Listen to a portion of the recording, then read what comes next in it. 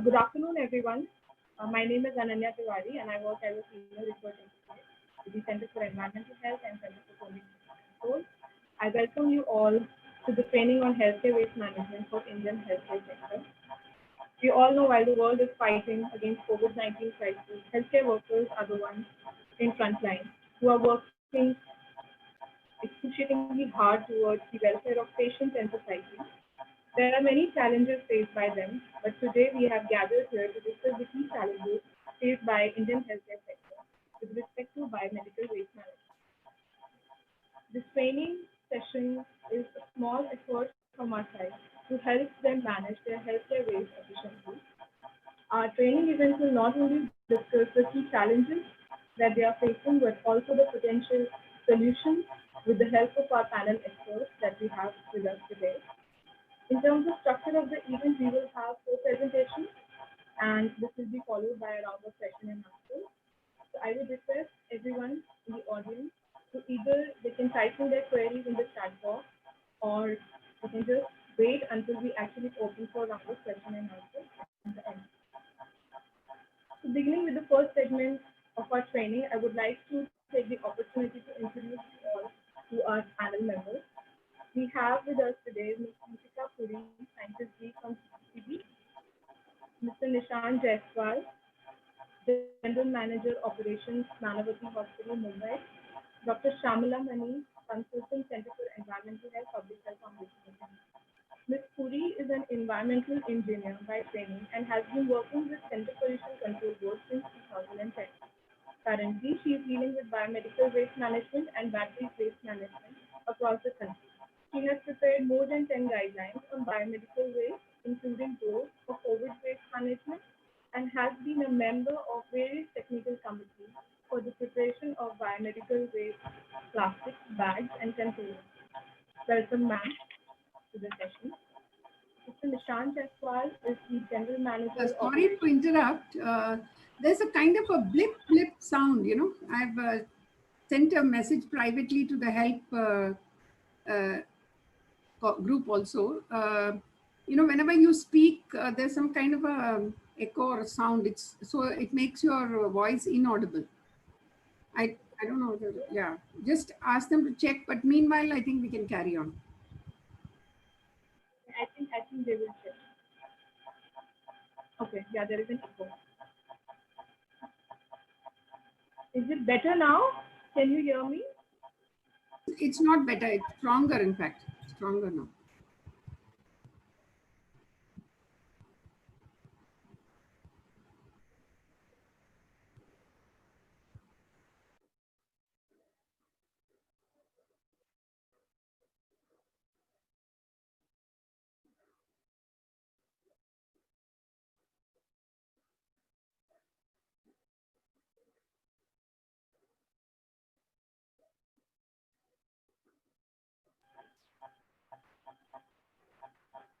Am I audible now? Is it better?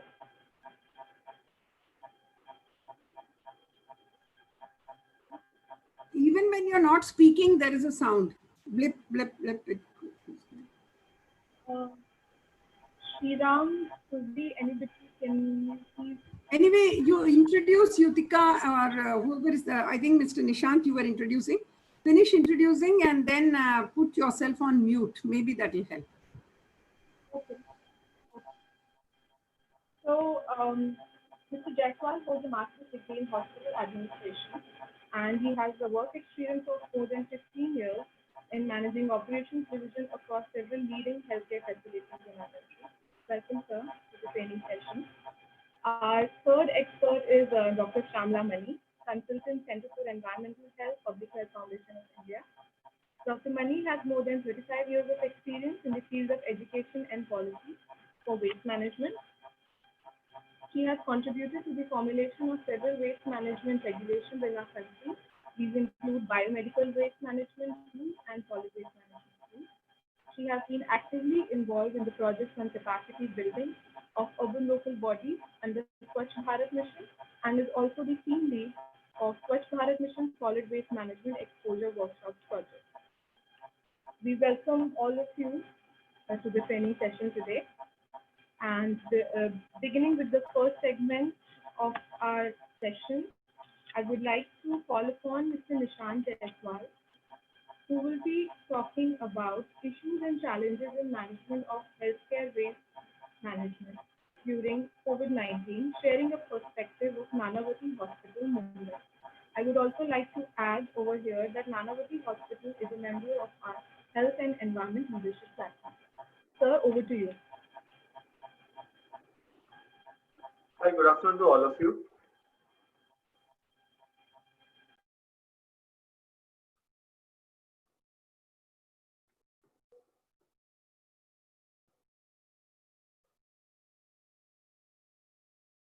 I'll give a brief presentation on the challenges and issues in healthcare waste management. I know we all are managing hospitals across the country, and we know certain issues can be regional, local, depending upon the resource availability and the connectivity. But broadly, what I could summarize what I have experienced in this region of Bombay, I'll share. So the overall presentation, it's a small presentation, but it looks like this. There is a huge pileup of yellow category waste. All of it is corona. The small vehicles are there to transport such a huge amount of waste, and the sanitation worker who is on ground to segregate the waste is running away, and we don't have that. It's a brief summary. If you see the yellow waste, there's an increase of 15% increase in the quantity of waste generation.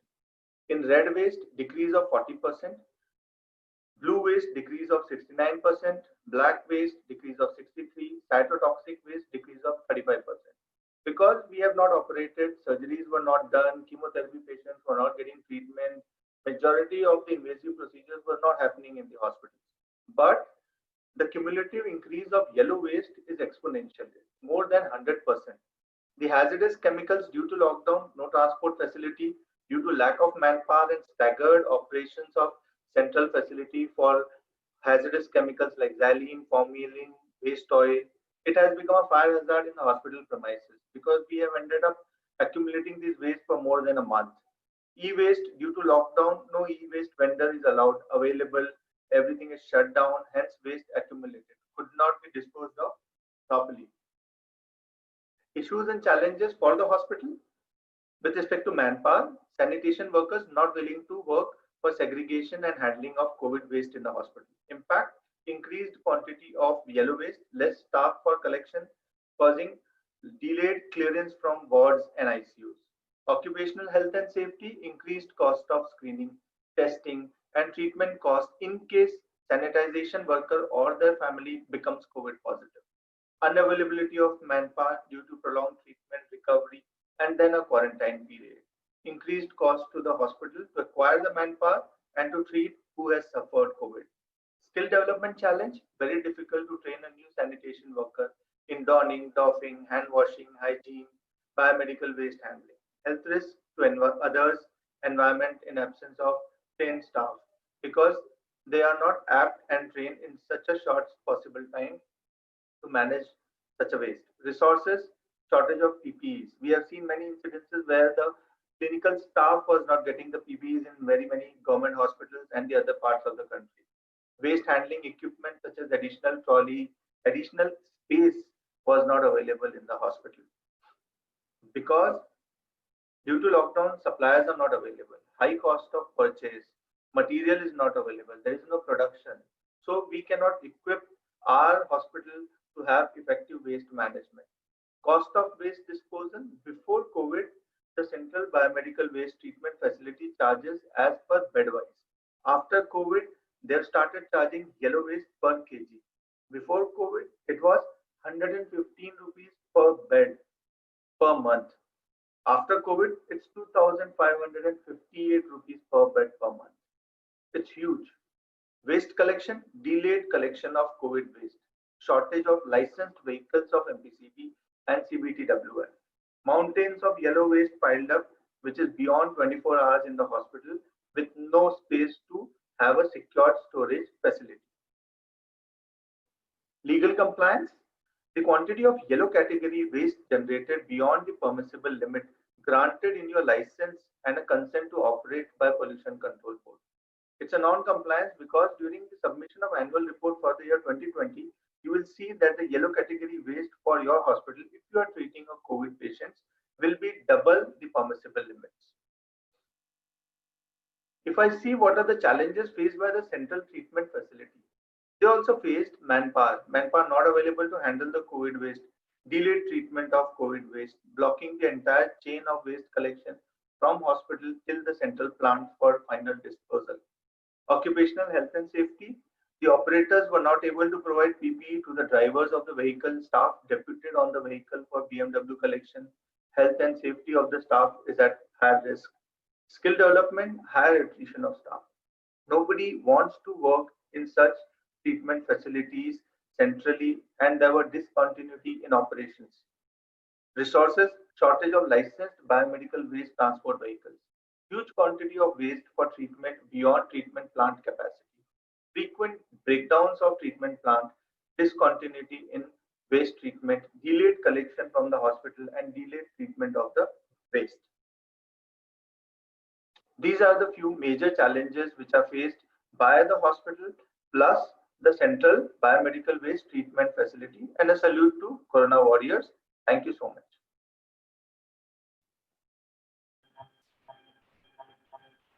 Thank you so much, sir, for such an interesting presentation. I would like to now call upon Ms. Amrita Puri, who will be talking about healthcare waste management during COVID-19 and challenges, along with the potential solutions of policymakers. Over to you, ma'am. Thank you, Nanya. Thank you, Shamla ma'am, for having me here. So very quickly, I'll jump to my topic. I have a small PPT with me. I'll just share that.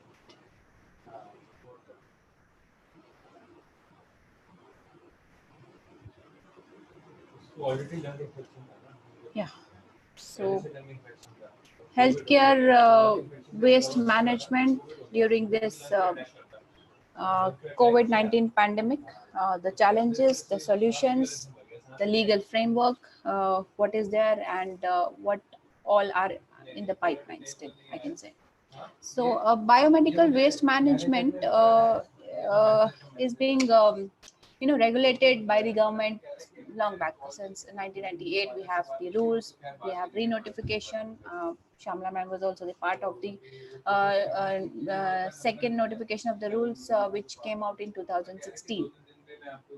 So the waste generated during this COVID pandemic also is biomedical waste. It is not different from the other biomedical waste, and the same needs to be managed, handled, store, segregate, treat, and dispose as per the existing or prevailing rules. If we are talking about segregation, we have to follow segregation as per the color coding system. If we are talking about the treatment and disposal options, those are also the same to be performed by the common biomedical waste treatment facility operators. So still we have some challenges, because when WHO announced that this is a pandemic with us, and everybody was in panic, and even doctors, hospitals were not very much sure what to do and how to handle this waste. If the waste is coming out from the isolation ward, in which color coded bin, or do I have to keep it separate, or do I have to make the newer category of the waste? So this was there. So that is how CPCB proactively prepare one such guidelines, which talks about the important provisions which gives guidance on management of biomedical waste. Just to clear these confusion, just to clear the challenges being faced by the hospitals, by the operators, by the waste handlers, etc. Still, my previous fellow presenters mentioned about the challenges being faced by the hospitals, by the common facility operators. So, for example, there was less knowledge on segregation of waste. What item would be segregate in which color coded bin? There were many quarantine centers set up by the government. We have home cares or home quarantines with us.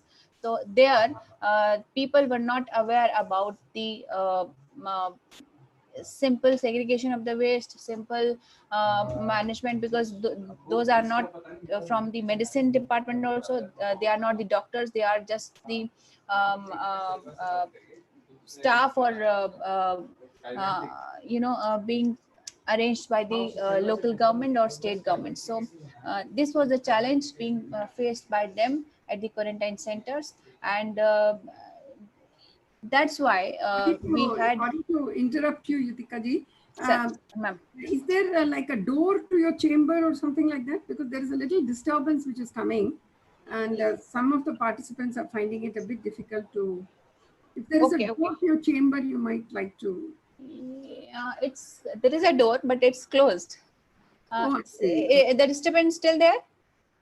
Now it's better. Now It's it's better. better. Yeah. Okay. Okay. Okay. So I was talking about there was a few challenges being faced by the quarantine centers, especially because the staff responsible for the overall management of the center or camp were not aware about the common practices which are required for the management of such waste, whether it is a biomedical waste, whether it is not a biomedical waste and it is a solid waste. So this kind of confusions were there. We have huge amount of biomedical waste with us in the earlier days of pandemic, because there was no segregation. Improper segregation was there, and everything was kept in yellow bag or the biomedical waste bag. So we had huge amount of waste with us. Even the existing facilities were not adequate enough to take care of the waste, and some of the facility got exhausted. So state governments, CPCB advised few state governments to allow other incinerators, other hazardous waste incinerators to run and to dispose of this waste. So this kind of situation also we had. Even today also, state like Maharashtra and Tamil Nadu, they allowed few of the hazardous waste incinerator to dispose of this waste. So this kind of challenges were there. In the lockdown period, when the entire country was under lockdown, we asked common facilities to run their facilities to collect the waste from every hospitals involved in treatment of COVID-19 patients. So there was also a challenge because of this lockdown, the movement of their vehicles were not very smooth. Then we give some advisory to every state government, then to make this happen in a smooth manner, so that the working cannot be, that it's not in a disturbed, and the waste which is required to be disposed of very immediately after the generation is disposed of by them. So these were one of the challenge in this whole COVID-19 pandemic situation. Another is availability of PPEs. In fact, I would say, like, it is a problem for the operators also, but I would say it is a problem for the doctors and nurses, because the hospitals which are located in the small areas in small towns, there they are facing the availability of PPEs is not good, especially in lockdown, when the PPEs used to, if they have to transport it from one point to another. There was a very I can say crisis of PPEs for the doctors and nurses who are forced to see the COVID-19 patients, or um, for any reason, for their treatment, for the sample collection, for the small camps were there for the sample collection things. So there was a crisis of PP. Now it is better. Situation is better now, and with the support of the local governments also, they are in good position, I must say. Then the collection of waste from the home cares and home quarantines. Still we have this problem, because we have now many number of home cares with us nowadays. If a person is having mild symptoms or is asymptomatic, but he is a COVID-19 positive, so he'll be asked to stay at home under isolation. But what about the waste which is coming out from him? the biomedical waste. The general waste is okay, but the biomedical waste, in fact, in earlier days, if the general waste is also there, the municipality workers were not ready to go, or were not ready to enter in that area to that particular home to collect the waste, because they were having some fear that because of this spread of this disease. But yes, in our guidelines also we have um, uh, make this point very clear that with the help of urban local bodies, this whole exercise will be completed, and they will have the dedicated team, and they will go to every home care or home quarantine for the collection of such waste. But yes, it is a challenge. It was a challenge, and nowadays, for some area, I will not say it is a big challenge, and because now things are happening, Shamla ma'am can clarify this in more detail, but things are in place, I can say. As a regulatory body, I can say things are in place. Regular collection of waste by the operators, treatment facility operators, because we have across the country about 200 facilities, and we have n number of hospitals with us. Now the hospitals who are they are involved in the treatment of COVID-19. We have with the help of the data which I used to receive through my tracking app, around 5,000 healthcare facilities are reporting that they are involved in generation of COVID-19 biomedical waste. So from that other than it is a additional job for them. The other biomedical waste is there, so the facilities are limited, but so this is a kind of challenge they are facing. And yes, huge amount of waste was there in initial days. Now situation has slightly improved, and things are going in the manner we want, in the manner the legal framework want. This is a current scenario, um, just giving you rough idea for our country, because this is the data we are getting from the state boards. I am getting from my tracking app. CPCB has developed one tracking app to be used by the hospitals or every other waste generator. Out of 198 common facilities, total 155 common facilities are reporting in this app. Daily data they are reporting, how much they have collected and how much and when they have disposed of that same waste. So around 160 to 170 tons per day of COVID waste. This is not the entire biomedical waste. This is separate, totally separate from the other biomedical waste. So only COVID biomedical waste is 160 to 170 is being generated for um, from the hospitals, from the home cares, from the quarantine centers, wherever they are reporting. It might, and I'm sure it will be more than that, because everybody is not reporting, and I am the data I'm receiving is not 100%. Uh, uh, like everybody is not sending me the data. Only thing I could compile is this. Now the we started compiling the data through this app. That time it was 101 TPD. Now it is 170. So you can see the graph, which is where it is going and where it is heading, and when it will stop, we really don't know. So around 5,000 or 6,000 generators. I've already mentioned about this. Next is see, the challenges are being faced by everyone, by the healthcare facilities, by the treatment facilities, by the authorities also. So healthcare facilities, as I've already talked on, for example, segregation, record maintenance, pre-treatment of infectious waste. Because if any hospital is having lab and doing the testing for COVID-19, there also, as the existing framework requires pre-treatment, then they will also have to follow for the same. So it is a challenge for them, because they have to wear full PP and do such exercise. And awareness of this new, because rules are there, okay, but we have given our guidelines, which gives guidance on specific points, and which gives clauses, additional clauses, for example, usage of double layer bags, disinfection of bins, disinfection of bags, and where to throw off your used PPs, in which color coded bin, like used mask will go in yellow or red, or face shield will go in yellow, red. So this kind of things we have clarified through our guidelines. So awareness is very important.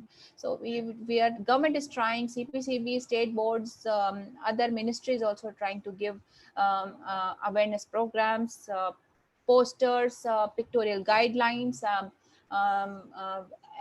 radio jingles, I must say, do's and don'ts in every newspaper for the newspaper printing. So this kind of things are happening, but still because why? Because of the awareness. If nowadays not only hospital are required to be aware about this, every other individual is also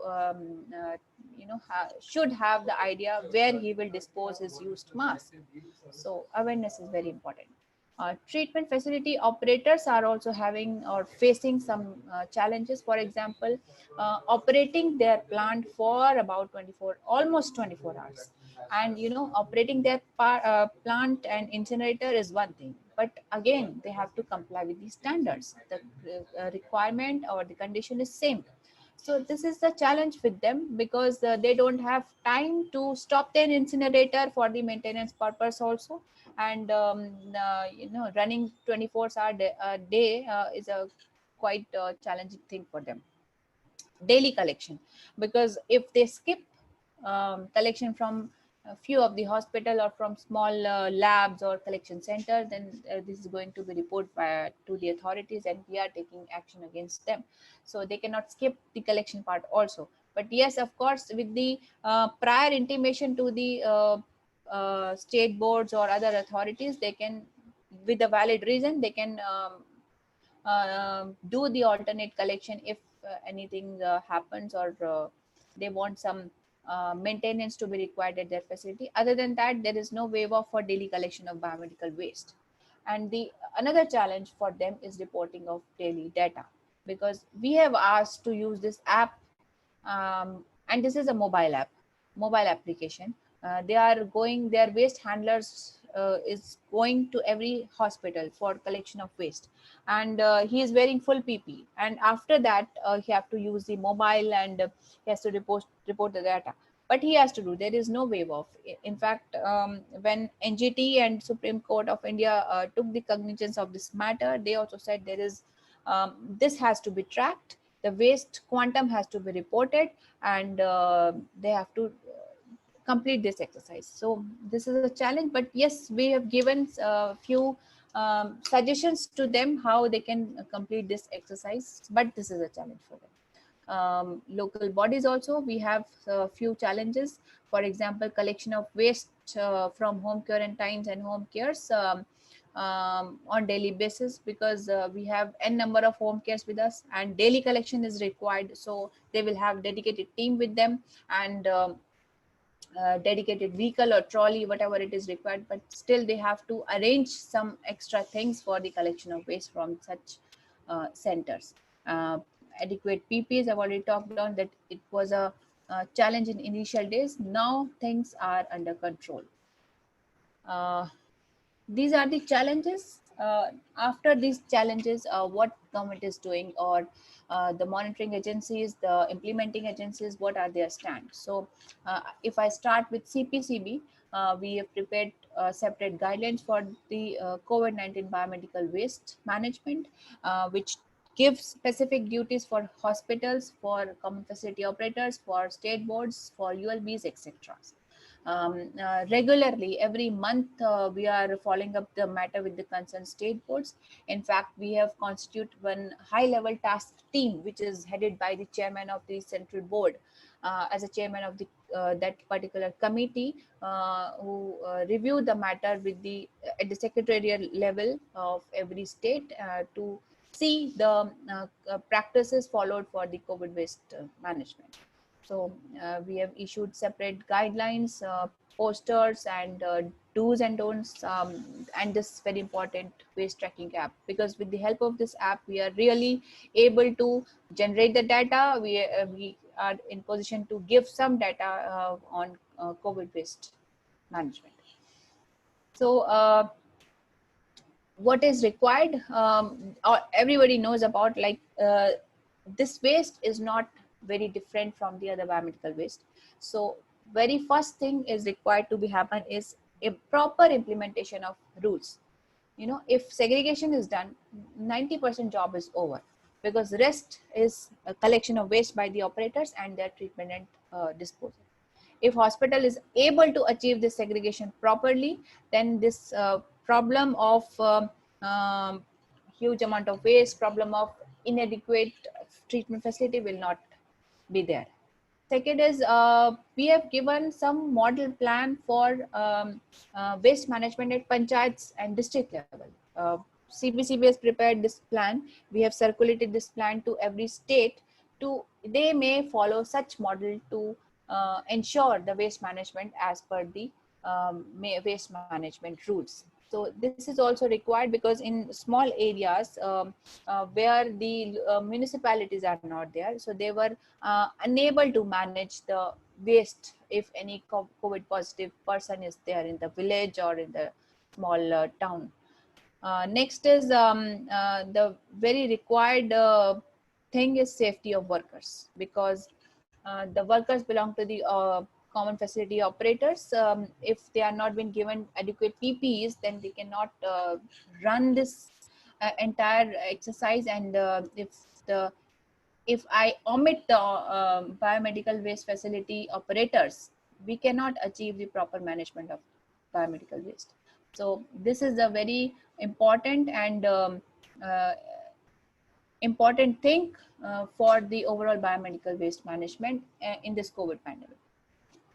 Then we have some states which don't have the common treatment facilities with them, and there what will they use, what will they follow, what practices, what treatment options they can follow. So we have clarified this, that states which do not have common facilities, treatment facilities, they may go for deep burial, but of course with the prior approval from the state boards, they may go for the usage of captive treatment facility. So such kind of things we have given, which are important, which are required for this whole management. Next, I would say some initiatives I could like public notices, radio jingles I've already explained. Few state boards have developed their own online manifest system to like to report the COVID-19 waste related data. State boards are doing good coordination between the local bodies and authorities and the quarantine centers and home cares, you know, for the smooth functioning of the whole system. So this kind of initiatives state governments or state boards have taken for during this period. So thank you. If anything, Ananya, just if I missed out something I can speak on, just let me know, or if any query, then I'm available. Thank you, ma'am. Thank you so much for sharing this important information on the challenges and the steps taken by the government. I'm sure that it was very comprehensive. If there are any queries, like we said earlier also, people can type them, and then you can either choose to respond to them directly, or we can take them to the question and answer session separately. Sure. So now we will move on to the program, and I would now like to take the opportunity to present the preliminary findings on behalf of my organization, CCBCP. Sorry to interrupt you, Ananya. Do you think we should just ask the participants if they have any specific questions for Yutika ji, in case, you know, she needs to leave a little early or something? If Yeah, the participants are listening, you know, if you would like to ask any specific questions, you could ask if you want. Okay, if anybody has any questions, they can just type in or like right away.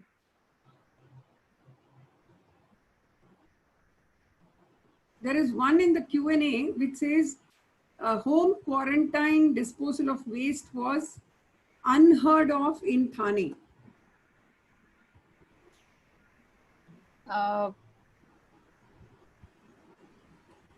Means the waste is not been taken care by the local government.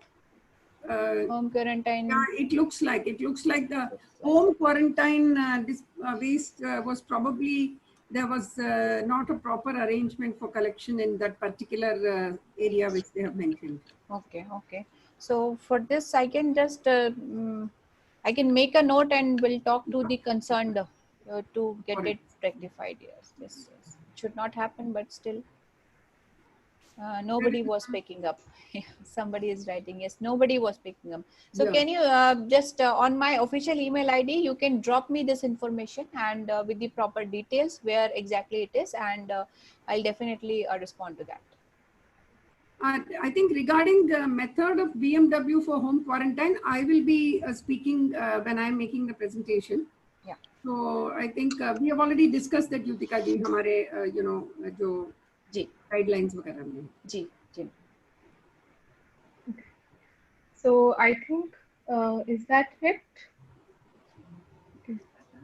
Should we move on, or is there any other Is question? I think there is one more question. Is incineration the only way to dispose COVID-19 waste? Can recycling be done? Yes, of course. Why not? Because since we are repeatedly asking to go for segregation, then the waste which belongs to the recyclable category, which is red and white and blue category, can go for recycling only after the proper treatment, which is sterilization by autoclave or microwave or whatever options are available as per the rule. Incineration is not the only way to dispose COVID-19 waste. If the, for example, if I give you the example of few items like face shield, goggles, splash proof aprons. So these are all hard plastic made of PPEs, and they can simply segregate these items in red bag, which may go for recycling after sterilization. So incineration is only for the highly infectious category of waste.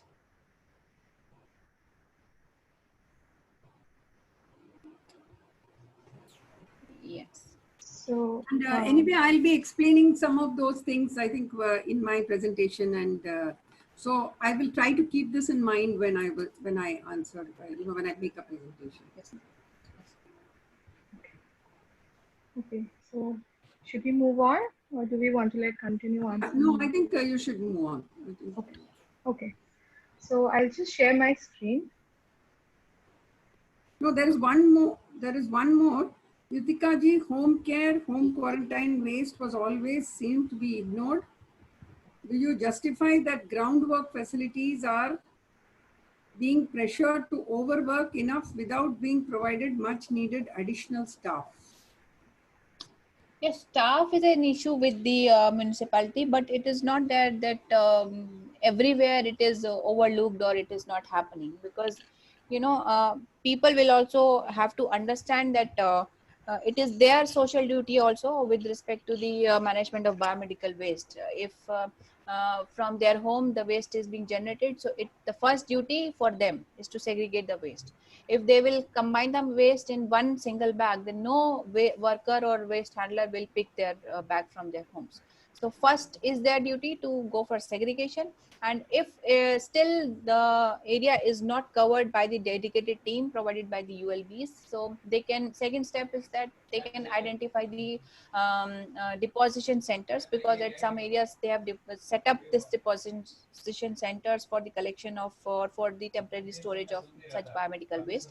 If it is also not there, then they can approach to the nearby hospital for just because some hospitals are allowing receiving biomedical waste from the nearby or from their previous patients who are just having COVID-19 and they are recovered, but still they are under quarantine, so they may have some biomedical waste, so they are receiving the waste from them. So anybody can just drop their bag into their temporary waste storage area with the help of the hospitals. So many solutions are there. Just first is intention should be there, and this is the thing. Still, if any, yes, ma'am. It says PPE are, Dr. Lata is asking, PPE are coming of different materials. Hence, segregation based on recyclability becomes difficult. I don't know, maybe, mostly it is that non-woven plastic which is coming. I don't know any other material is coming or not, but anyway, it's all plastic only. So I think it can, like whatever has been mentioned in the guidelines, I think we should follow that. Whether it is red or yellow, whichever the Yes, particular? many items we have tried to cover in the guidelines to mention those items. If any new item is there, then anybody may ask or refer to CPCB for further clarification. Because if any new item is available in the market that we also don't know exact immediately that where to keep this, so we'll see and we'll see the properties of the items, and accordingly we can take a decision on that. But still, for the common peak kind of PPs, we have already covered in the guidelines. Right. Anybody can refer that. So thank you, Yutika ji. I think Ananya, you can talk Thank properly. you.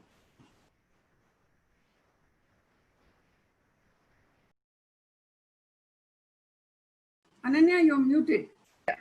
Sorry. Yeah.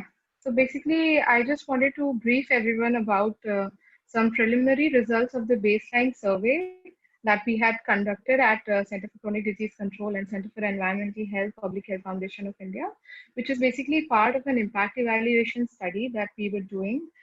The study is still on, it's not completed yet, but since the surveys were over, we just thought it would be good to share some of the findings at this platform with all of us. And this is basically the study that we started to conduct for the impact evaluation for the pictorial guide that CCDC PHFI had developed some time back. It was released in May 2020. So we all already have discussed a lot about the importance of biomedical waste management, like the way Ms. Yutika had mentioned, and also Nishant sir talked about it. So I'm not going to go too much into the details, but just to bring in a little bit of context to why we conducted this study and why was the pictorial developed. We all know that medical care is important, how important it is, but the biggest challenge in today's world, and particularly during the current pandemic, is the amount of infectious and hazardous waste that is getting generated on a daily basis across all the healthcare facilities around the world. And therefore, the management of this waste, as highlighted by ma'am in the presentation, it requires a lot of attention and diligence to avoid any kind of adverse health outcomes. It is our social responsibility to help the health workers and the waste workers who are actually handling and engaging with the actual handling and disposal of this waste to understand the hazards of biomedical waste in their work environment. And when we talk about management of biomedical waste, it broadly follows a cradle to grave approach, which includes characterization, quantification, segregation, storage, transportation, and ultimate treatment. So in order to ensure all of this is followed properly, countries have regulations in place. Even we have regulations in place which have been amended several times, like ma'am had highlighted, that we also have dedicated guidelines for COVID waste management. So what we tried to do was that we had basically come up with a pictorial guide so that it can reflect the recent changes, the recent amendments in the rules, and also the COVID guidelines that were released by CPCB after the pandemic. So the guide aims to help hospital managers and sanitary staff to safely handle the biomedical waste. And since it has a significant pictorial component, it can go beyond the barriers of language and lower literacy in our country, and it can actually help the waste handling community where literacy and where sometimes even the language is a big issue when we actually ask the healthcare facilities about training and capacity building sessions, as was also highlighted in one of the panel members presentation, that training them is a big task. So the idea was that this guide can be used in their training sessions, as it basically focuses on segregation at source, waste transportation, storage, pre-treatment, importance of personal protective gear, and road to ultimate treatment and disposal of waste. So this is what was the intent behind it. So once we released this, while we actually disseminated our pictorial guide, we also thought to conduct an impact evaluation, which was basically consisting of pre and post test evaluation. That was the surveys that were conducted. The primary reason was to assess the impact on the knowledge and awareness of hospital staff. How much was our pictorial guide useful to the hospitals? And it would help us understand the effectiveness of pictorial and provide a database for our future studies, and would also help in assessing suitable measures for improving the training and capacity building exercises across the healthcare facilities. So these were the broad rationale for conducting the study. Here are the objectives, 3 primary objectives for the impact evaluation study that we are conducting. First is to capture the change in behavior, knowledge, attitude, and practice of hospital staff towards biomedical waste management. Second is to understand and measure the impact of awareness generated through the dissemination of our guide.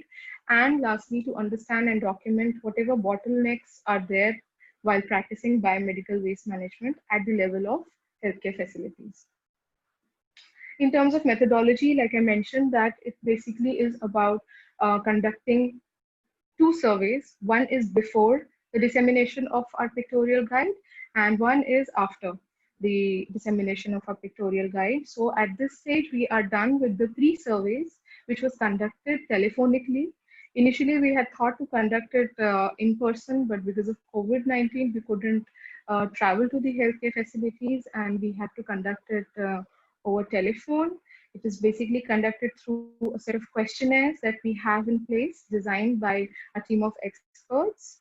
And our study group that we are focusing on is the sanitary staff and their supervisors. So basically what we are looking at is identifying the hospitals. What we actually did was identifying the hospitals, that is 13 health hospitals were identified as the sample size. And then we requested them to nominate 1 sanitary staff and 1 supervisor as participants for our study. And then we had conducted a telephonic interview with both of them. This is the geographic spread of our study. It is spanning across the healthcare facilities in New Delhi, Uttar Pradesh, Rajasthan, Maharashtra, Kerala, Karnataka, Tamil Nadu, and Pondicherry. Here are some of the findings, preliminary findings of our pre-test surveys. So most of the participating healthcare facilities that we had interviewed were either multi-speciality or tertiary care hospitals. Most of the respondents that we interviewed could answer about the basic waste segregation practices and categories, but were not very clear about the difference in general waste and biomedical waste categorization. When we actually asked them that, can you list out the categories that biomedical waste, how you actually categorize biomedical waste that is generated in your healthcare facility. So most of them would talk about general waste as if it was a part of biomedical waste. So that was one. The other was that it's not very clear from our survey at this stage, but there is a possibility of mixing of waste that is happening at the healthcare facility level. As one of the facilities highlighted in Uttar Pradesh, that common facility operator is collecting both their biomedical waste and their municipal solid waste, which is getting generated at the hospital. And there is, they didn't share much details, but seeing like, there is a possibility that it is taken to a same place. Then some of the respondents highlighted that even after segregation at source, some respondents reported about mixing of waste categories. So one of the healthcare facilities in Kerala stated that even after so much of training, their staff misplaced waste items several times. And the issue is not about lack of awareness, it is more of an attitude issue. Many times workers don't understand the local language as they come from different parts of the country and are not educated properly, and therefore it becomes difficult to assign them tasks. So they requested if there was a pictorial or visualization that can be useful while trainings. Next, again, a healthcare facility in Delhi again highlighted that we do not they don't face any difficulty while segregating their waste, but even then it gets mixed. So it seems that there is some kind of an issue at their level in terms of whether it is attitude or whether it is awareness. Then some respondents exhibited lack of understanding with respect to the importance of this segregation at source and had concerns around saving time. So one of the facilities in Uttar Pradesh, respondents from their facility stated that segregation schedule for biomedical waste management should change. Instead of segregating at source, we should do it at garbage area. This will save time and prevent infections. Then the other issue that was brought upon by most of our participants was the needle stick injuries and how common it was. And nurses and waste workers were among the most prone categories to get these injuries. Then next was about pre-treatment of blood bags in Petri dishes. So most of the respondents were able to mention and state that blood bags in Petri dishes, containers were reported of being pre-treated before final disposal. However, most of the sanitary, so this was the information that the supervisors were able to share, but the people who were actually transporting the waste from the ward or from wherever they were like collecting it to the treatment area for pre-treatment for autoclaving, they were just unaware. Most of them were not able to like tell us that whether this kind of a treatment was happening, what was there inside, and what were the hazards associated with it. And they just highlighted that either they don't know or they were just they would just say that no, we just pack it and we just send it to the authorized collector without pre-treatment. So this was another major issue that we actually noticed while the survey. Then several respondents had limited understanding about this pre-treatment quantity of waste generated in each category, and particularly about whether their wastewater is getting treated or not. So they had no information about effluent treatment plant or sewage treatment plant. There was lack of clarity about the provisions of new amendments and changes in the biomedical waste management rules. Most participants could respond adequately about management of chemical and body fluid spillages. Intramural transportation of biomedical waste was known to be conducted through dedicated trolleys. Most facilities were found to be connected with common facilities. Only 2 were having captive treatment facilities. Many healthcare facilities had adopted on-site treatment of their biodegradable waste, mostly the food waste. This is something which came up during our surveys that we got to know about. This is like one of the best practices that was being taken up by several of the healthcare facilities. Then all the respondents mentioned that they have access to PPEs and were provided with regular trainings. At 1 or 2 facilities, it was also mentioned that initially they didn't have access to as many items in a PPE kit, but ever since the COVID has happened, they are actually getting access to almost everything. Then healthcare facilities reported that they store all their biomedical waste in a separate area before handing over to the common facility operator. Some respondents highlighted about their biodegradable food waste being collected in yellow bags and being sent to common facilities. This was essentially highlighted by one of the facilities that we interviewed in Maharashtra. They said that quantity of yellow category waste being generated in our hospital has increased ever since COVID-19 has happened, because most of the food leftover that is collected from isolation wards is not actually treated as a general waste. Rather, it is collected in yellow bags and is sent for incineration.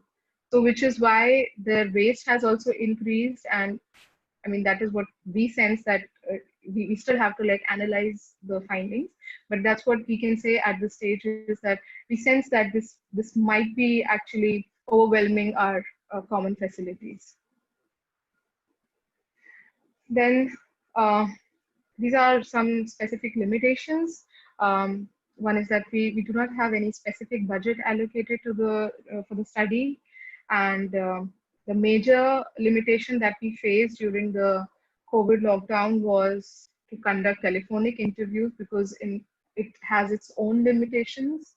If these interviews were conducted in person, we feel that it was, I mean, we could have gotten more information. And given that hospitals are mostly overworked up these days, there have been a lot of delays in receiving response from them for scheduling interviews. So these were some of the findings from our preliminary surveys. And thank you so much for listening to me. If you have any questions or queries regarding my presentation, you can write to me at ananya@ccdcindia.org. And I'm going to stop sharing now. And moving ahead, I would like to call upon Dr. Shamla Mani to actually present best practices on biomedical waste management. So ma'am will be talking about best practices for healthcare waste management and safety of healthcare workers during COVID-19. Ma'am. Yeah.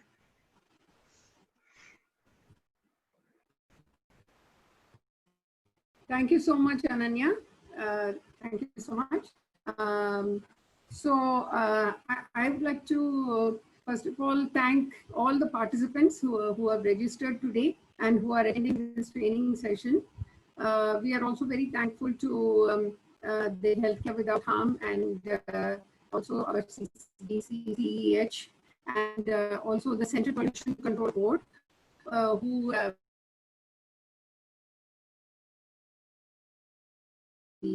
making of a pictorial guide. So the pictorial guide, just to give you an information, is based on the Biomedical Waste Management Rules 2016. However, towards the end, we have also added slides which will be useful for the management of COVID-19 waste. In addition, I've also put a few slides in case you have questions about what are the guidelines and how are they saying. I've also added a slide on how to manage in quarantine centers and home quarantine, especially in the domestic sector. So to begin with, I think this is today's newspaper, Times of India, where it says that we have crossed 5 million, and the rapidity with which the cases are increasing, there is of course a possibility that this is a second wave or whatever it is, but you know, the number of cases like last 1 million has been just added in the last 11 days, and number of deaths is also increasing, as you know, it has crossed 8,000. It is the idea is not to panic, but just to say that as of now we are not very clear about what is the method of transmission. Ma'am, sorry to interrupt in between. Actually, there is some, your voice is breaking. So if you can just check your connection once.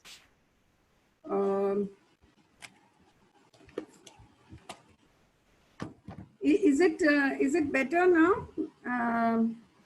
Yeah, it is better now, ma'am. Yeah, it's better now. I've come a little closer to the computer.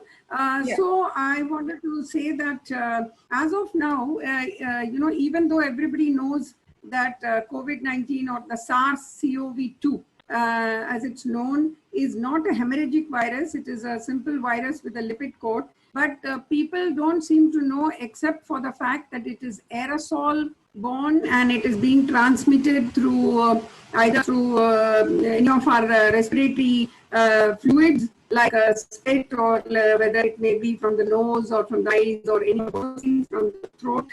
But other than that, whether it is getting transmitted from waste, we don't know. Or even if it is getting transmitted by waste, we are not sure whether which part of the waste. We are only we have all decided that the best practice is to follow universal precautions. Universal precautions means that you have to, in fact, the biomedical waste management rules have been made for all sorts of viruses. All sorts of viruses. Segregation at source is an absolute must. You cannot take it lightly. And then things like sterilization, like Yutika ji mentioned and Ananya has also mentioned, that it's very important to have different categories, and whatever the type of materials, it undergoes either steam sterilization or dry heat sterilization or microwaving or you know, various other methods that have already been chemical disinfection. And then of course finally we have the incineration for where it is not possible to disinfect or to sterilize. So therefore we are this entire presentation is based on the fact that we are considering the COVID-19 waste as any kind of infectious waste, any type of infectious waste. And therefore we are following universal precautions. So please follow universal precautions in your hospital. That is very important. So I would like to acknowledge, as I have already acknowledged, the various, especially the Ministry of Environment, Forests and Climate Change, Government of India, Central Pollution Control Board, then the CCDC, Healthcare Without Harm, and Health Network, and the Center for Environmental Health for making this possible, this pictorial guide. This has been uploaded since May. I think it has been uploaded in the Central Pollution Control website, in the Ministry of Environment's website, and in at least about 18 different states, websites of the 18 different states, the State Pollution Control Board and their, I think, Health Department websites also. In case you don't have it, you can write to us and we will send it to you as well. So the first pictorial guide, it shows, I hope it is clear, you can see it, slide number 1. It shows what are the various categories. So here we have separated the biomedical waste categories separately from the general waste categories. So like Ananya said, there's a bit of a confusion. So food waste goes into the green bin, which is with a green liner, and that is food that is part of general waste. As you can see, there's a recycling symbol here. It's not the biomedical waste symbol. Here also, this light blue is for those kind of things like biscuit wrappers or you know, containers of some food or something like that, but is not infected. It could be even the wrappers of you know, syringes or wrappers of you know, IV set, which are not infected, but are not infected, and that can be put into this. And as you can see here, this is a general recyclable symbol. The black one is as per the hazardous waste management rules. We have taken it from there, and this is only for batteries, paints, and I'll be showing you the various categories in the next set. And here you can see on the top, yellow is for, as I will be explaining what are the items which goes here. This is the infectious waste. This is for infected plastics. This is for glass and metal implants. And this is for metal sharps, which are separated. Actual item I will be showing in another poster, which will be coming subsequently. Here you can see that most importantly, as you can see, that you have to be connected to a common biomedical waste facility, and even the way it is transported from the field or to the common facility has to be done very carefully. And now with the COVID, it has also been insisted upon that the vehicles and the trolleys are disinfected and cleaned every day and sanitized. So here you can see this is a picture of within you know, the common area in a hospital. So it could be a ward, it could be a nursing station, it could be places where the bins are kept. So you know, this is the trolley where you can keep your, this is just to show placement, where all you can place the bins, and how they should be kept even in different categories, even on the trolley, and the general waste is taken away here. Here again, this is a picture of a inside a ward. So where, of course, you need not keep it right in front, it can be kept, but we have kept it here to show that this is the way to do the placement and the size, approximate size. This is just to show that. Then this is the one which I told you. If you want, I can, I don't know whether this is, sorry. This is visible. I don't know, is there a possibility to zoom this? So anyway, in this pictorial guide, once you take it out of your, and you can download it, you can see here we have mentioned every item both pictorially as well as in Hindi and English. But what you could do is that there are states which may not speak these languages, but they can translate it and put it here. We are, I think that kind of facility is available, and we can make it available for you. So most important thing is biomedical waste symbol should be here. All the pictorial guide should be here as to what are the items. You can see anything with blood and body fluid, but including the blood bag. although the blood bag initially, previously in the 1998 rules, it had been put in red, but now it is put in yellow, and that is the only one which is going directly for incineration. I mean, after pre-treatment. This one and the vacuum, they go for pre-treatment and then they go for incineration. Then the red color, you can see all the other plastics, including gloves and syringes without needles. And some people, of course, say IV bottles need not go, but that is, only because there may be some backflow, but the tubes definitely have to go. And then this is going in for red for autoclave. Blue is for all the glass and the metal implants, whether it's broken or not broken.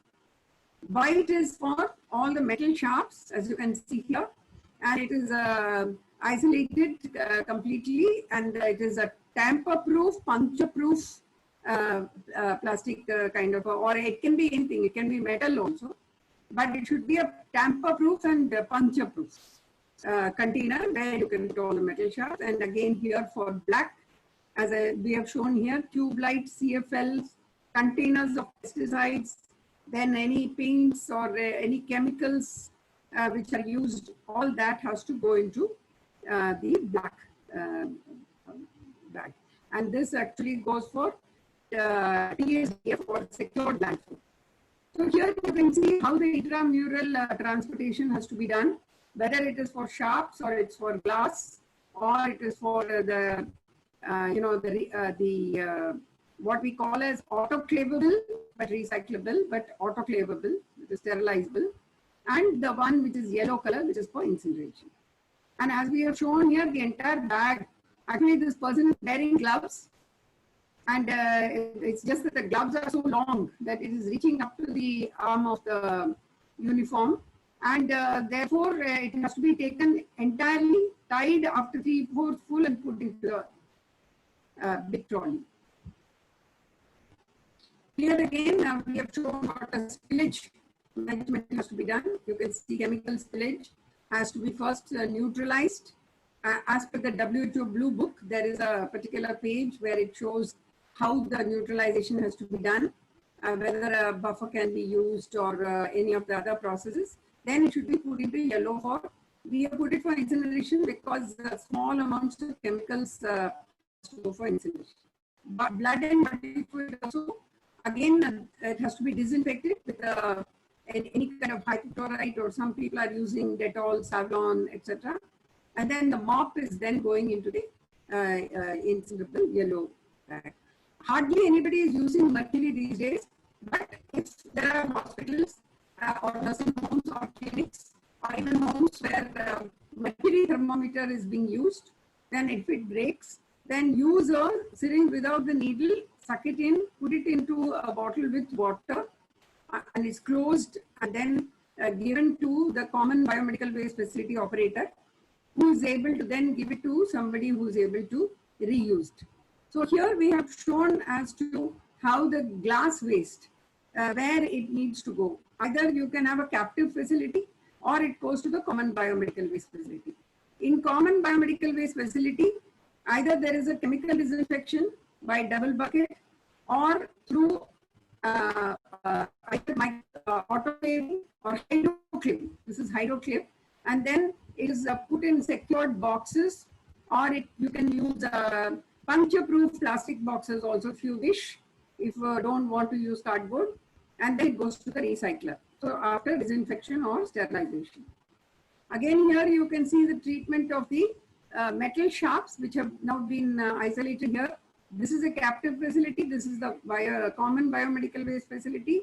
Either dry heat treatment or autoclaving, sterilization, steam sterilization. Only after that, there is a mutilation process, and then only it can go for either in a foundry where the metal can be melted and used for making different something non-medical stuff. It can be used. So this is the way the sterilization is done. Again, here for red also, that is the autoclavable, that is the urine bag and the tubes and syringes without needles, gloves. And now, for COVID, they have also specified the face shield, the splash gown, and even the gloves. All this goes into the red. And so this is a captive facility, and this is a common biomedical waste facility, and it goes only for autoclaving, autoclaving or hydroclaving, which also means that it will get shred in it itself. And after that, after proper autoclaving and shredding, then it can go for recycling.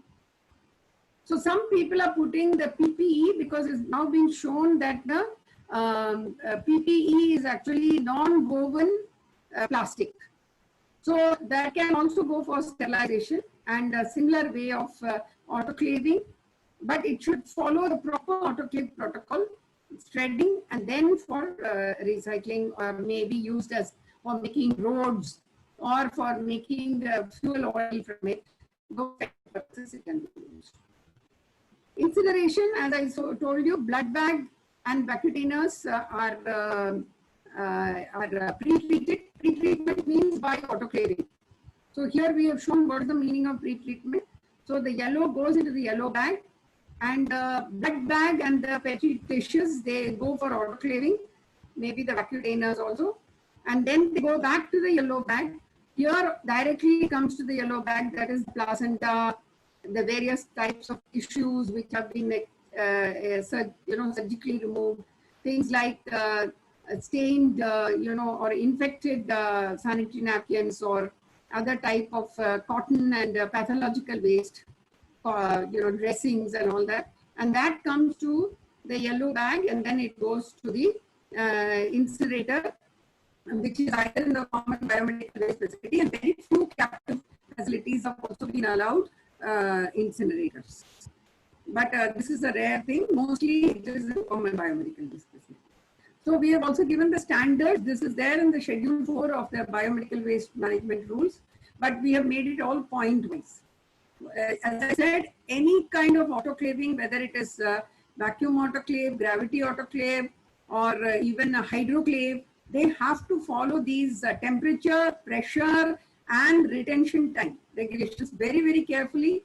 And now the CPCB is monitoring online facility. So please make sure, same way with microwaves and same way with incineration standards, whether it is a double chamber, what is the temperature of the primary chamber, what is the temperature of the secondary chamber, what is the retention time in the secondary chamber, and then finally, what is the kind of pollution control equipment that has been fitted, and what is the final, the filter or venturi scrubber that you can have for trapping the particles.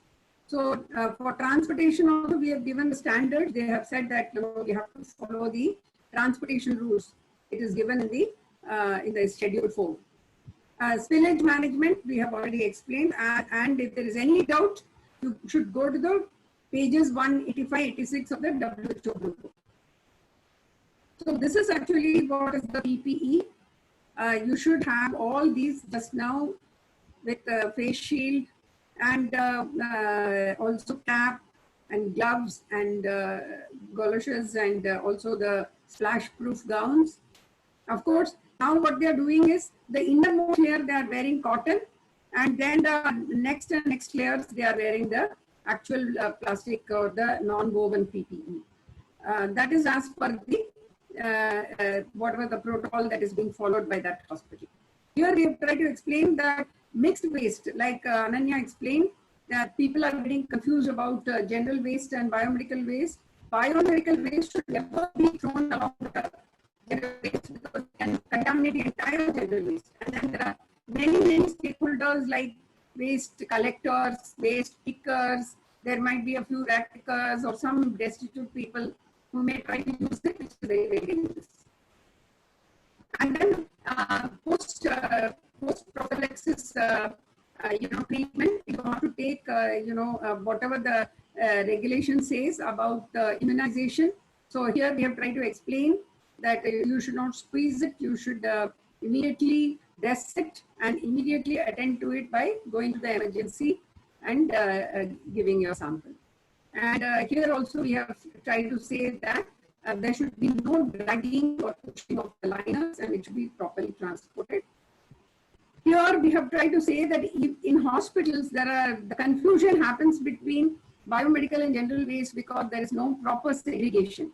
And then there are people using the same elevators. There may be people using areas for. So that we really need to segregate it very carefully. That all the dining areas, office areas, cafeterias should be general, and all the wards and all the ICUs and theaters should be biomedical. So this proper segregation has to be there, and there should be no mixing of these. This is the COVID-19. We have made the posters separately in the languages, English and Hindi. And those states which are following other languages may kindly translate this into their own state languages. And here, this is the way to display. As you can see, the bed has even the sanitizer, and the way the nurse and even the record-keeping person, everybody is dressed in PPE. And we have explained here exactly as per the guidelines which have been issued by the Central Pollution Control Board.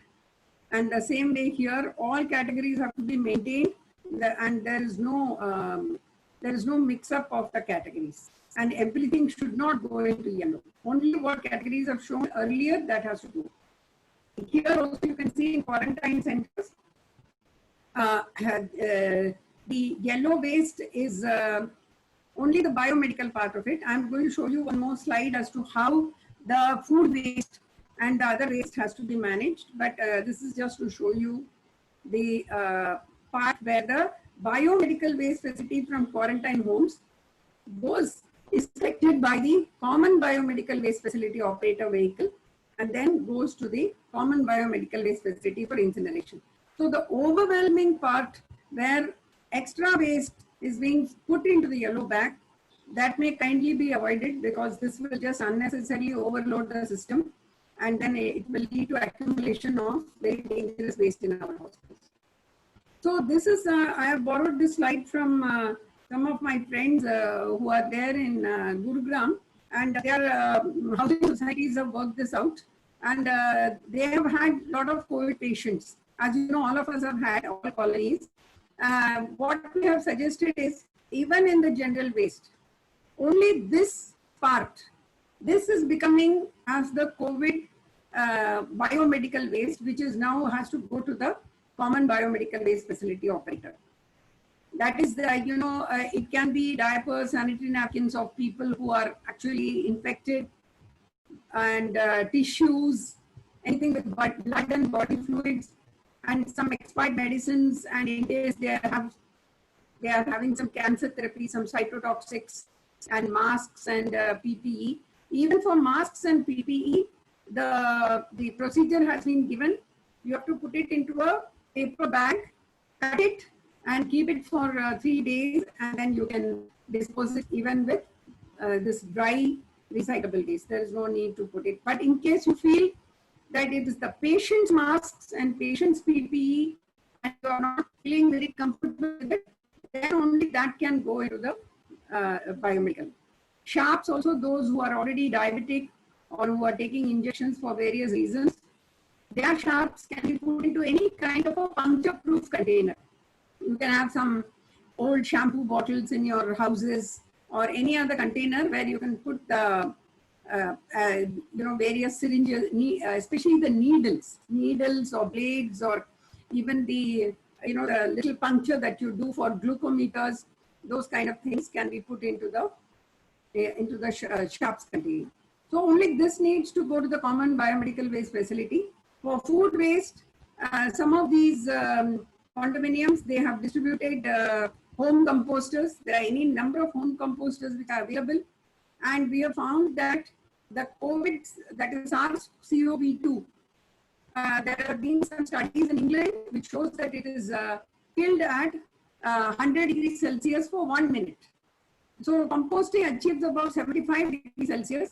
So if you keep it for about 15 days, COVID-19 will die, because microbial death is always a product of time and temperature. So at 75 days, if you keep it for 15 days and compost it, there will be no SARS virus, no COVID virus. Therefore, please do home composting even for the patients. And then the rest of the plastic items, general items, even if the patient is using, keep it for 72 hours.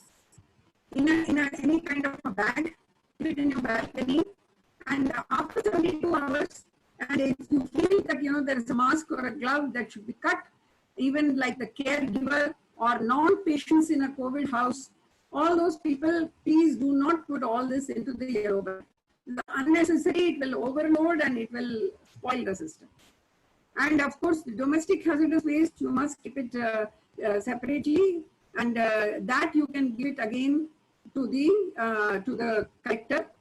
All these deodorants and mothballs and rat baits and shoe polish, all this need not go into the incinerator. Please don't put it. This is domestic hazardous waste. Give it to the common facility, and they will take it to the secure landfill. And this is for recycling, as I have told you. And then here also you can see horticulture waste also has to be given to the municipality for making into fuel. E-waste has a separate e-waste collector. The authorized persons are given in the CPCB and SPCB sites from your own states. Please approach them. And construction demolition waste also has to be kept separately. And this category and this category has to go to the municipal authorities, whether it's corporation, municipality, panchayat, or Nagar Palika, whoever it may be, they have to take common construction demolition waste and garden waste. And e-waste is taken by an authorized recycler. So only this goes to the common biomedical waste facility. So I have a few extra slides. Like they have said, please use reusable masks. Don't use that disposable mask. They're all made out of non-woven plastic, and it will only add to the transmission. This, if you wash it, clean it, and it will actually act, they are saying it is even acting like a vaccine, because it allows small amounts of virus to go inside, if at all, and that actually gives you immunity. As you can see here, the difference between with mask and without mask. Again, this is very important whenever you are going outside, keeping all the sanitization and keeping, I think for workers, it is enough if we give masks, gloves, and goggles and proper boots. And then these are the duties. I think all of you might have read it. This is available. And this is what we have translated into the pictorial guide. So, what are the duties of the urban local bodies? What are the duties of the various quarantine centers? What the CPCB has looked at all the different ways coming out of hospitals. And you can see here also for handling and treatment also. But this is what we read. So as you can see, provide yellow colored bags to persons responsible for operating quarantine camps and also home care. And ULB should ensure. So it is the ULB which has to make a schedule. So in some cities, they are sending it twice a week, sometimes thrice a week. But they are maintaining a schedule. So again, it's very important to have all the PPE, disinfectants, thermal scanners, face shields. Even if you're a RWA, it is good to maintain. And this is Dr. Lata has made this, Lata Kanchamnani, that for mask also, as I said, cut it and keep it for 72 hours in a paper bag, and then you can put it into the blue recyclable bag. This is, many hospitals are following this. They are using PPEs only in the areas where it is absolutely required. And as I said, many hospitals have now resorted to wearing the innermost layer as cotton, because it can be washed at 80 degrees Celsius in the laundry and disinfected, dried, and again sterilized. So actually it is much safer to use cotton wherever it is possible. And the plastic, it lasts for 72 hours or sometimes even more. So creating separate team of workers, and we have to organize. You see, many RWAs and many residential associations are themselves,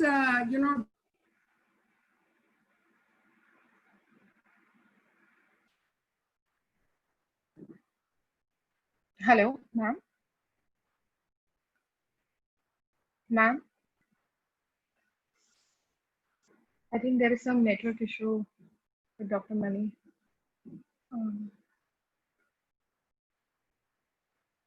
I just call her.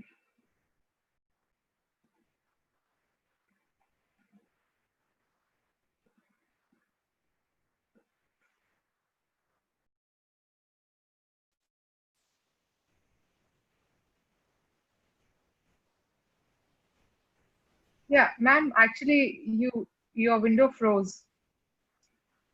Okay. Can you? Okay. Okay. So also, I Anyway, think I've we. come to the end of it. Okay. More or Yeah, less, yeah. just So, wanted to also like highlight that we just had like 2 minutes left. yeah. So do you want to go back and finish it off, or do you want to straight away go to the question answers? Let me just see if I can. Because we are running out of time. So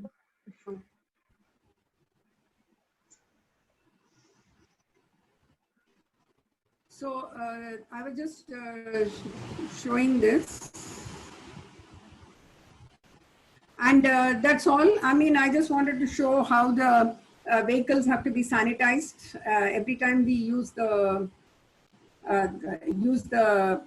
vehicle for transporting biomedical waste, and give proper equipment to the workers, and then managing the wastewater. And for panchayat level areas, wherever the incineration is not possible, it is the CPCB has recommended deep burial. But this is the way it has to be done, with proper use of lime and proper closing mechanisms. So that's all. Thank you very much. And if there are any questions, I can take. thank you, ma'am. I would request you to, ma'am, stop sharing the screen. Yeah.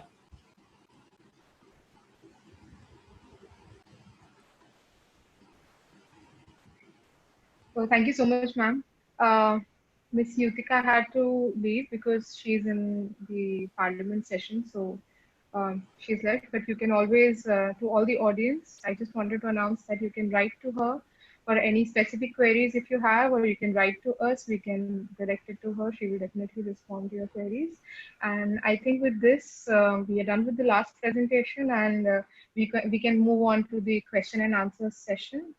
And I see, ma'am, there are, I know most of the question and answers are already being done with Ms. Yutika, but I see that there are few more questions. Do you want to like take a look at them and just answer one by one? Yeah, I just saw a few here. One is that does the spoiled gloves be pre-treated with any chemical disinfectant? Because in guidelines, it's written only autoclaving and microwaving.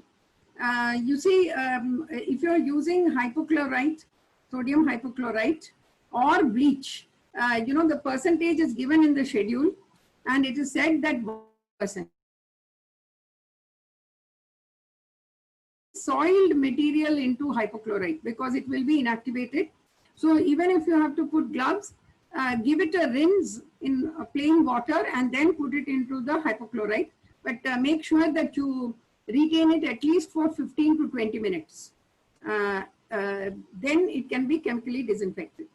Otherwise, autoclaving or microwaving is good. Second is, blue BMW container does not contain bag, as it is a puncture-proof container, but in pictorial guide it is shown with bags. No, what we have done is that, you see, we have said that you can have a puncture-proof container, but in some healthcare facilities we have seen that they are putting implants and some also whole glass. And they wanted that, you know, in case we can put a bag, and then the bag is transferred either to a puncture-proof container, because blue is, please do not mistake it for metal sharps. Metal sharps is white color. That is a puncture-proof container. That has no liners. That is only a box container. But blue has got glass, and it has also got metal implants. So you may use a bag, but make sure that it is put at least in a cardboard box. That is, the bag is put inside a cardboard box minimum. Or if you're using a direct container, then of course you need not have bags. Do the HCFs have to pre-treat yellow bags by autoclaving before handing over to the CBWT-TF? Not all bags have to be autoclaved. Only the ones which have got blood bag and Petri dishes. Vacutainers also you can put and pre-treat. Otherwise, sometimes directly, if you want, you can put the vacutainers into the, but we recommend vacutainers, Petri plates, and blood bags should be pre-treated in autoclave before giving to CBWTF in a yellow bag. Any specific post-exposure prophylaxis, PEP, that is available. I think it is there in the Ministry of Health and Family Welfare's website. For COVID patient needle prick, it is nothing very specific like that. It is the same, they are doing, that is, if you feel that you have been exposed to a COVID patient, anyway, you should get your RT-PCR test done, or you can get your antigen test first and then do the RT-PCR. But post-exposure prophylaxis is for generally bloodborne diseases, something like HIV, AIDS, hepatitis B, those kind of things. So there is nothing specific for COVID. In case of homemade nylon material sanitary napkins, where will it go? I'm not sure about this. Nylon doesn't mean, because anyway, if it has got blood and body fluids, and if you feel it is being used for, COVID patients, and it is going to be infected, then you can put it into the yellow bag. But if it is not used by COVID patient and it is not a COVID quarantine home, then you can put it, wrap it properly, and as it is mentioned in the rules. But we are saying that there should be a separate category called sanitary waste category, red color, and you must put all sanitary napkins, diapers, and all such material in that. Now in many states, including Mumbai, the assistant commissioner was also there.